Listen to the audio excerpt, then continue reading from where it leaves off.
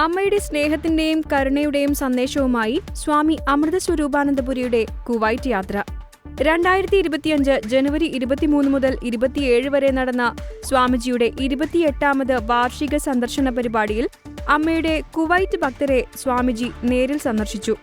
സന്ദർശനത്തിന്റെ ഭാഗമായി നടന്ന 2 ആത്മീയ പൊതുപരിപാടികളിലായി 250-ലധികം പേർ പങ്കെടുത്തു.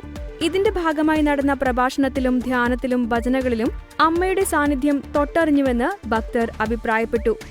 ഈ പരിപാടികൾക്ക് പുറമെ കുട്ടികൾക്കും യുവാക്കൾക്കുമായി യോഗ, ധ്യാനം എന്നിവയെ അടിസ്ഥാനമാക്കി നടത്തിയ പ്രത്യേക സെഷൻ വേറിട്ട അനുഭവമായി. ഇതോടൊപ്പം കുടിയേറ്റ തൊഴിലാളികൾക്കും പൊതുജനങ്ങൾക്കുമായി അമൃത കുവൈറ്റ് സന്നദ്ധ പ്രവർത്തകർ സംഘടിപ്പിച്ച സൗജന്യ മെഡിക്കൽ ക്യാമ്പിൽ നിരവധി പേരാണ് പങ്കെടുത്തത്.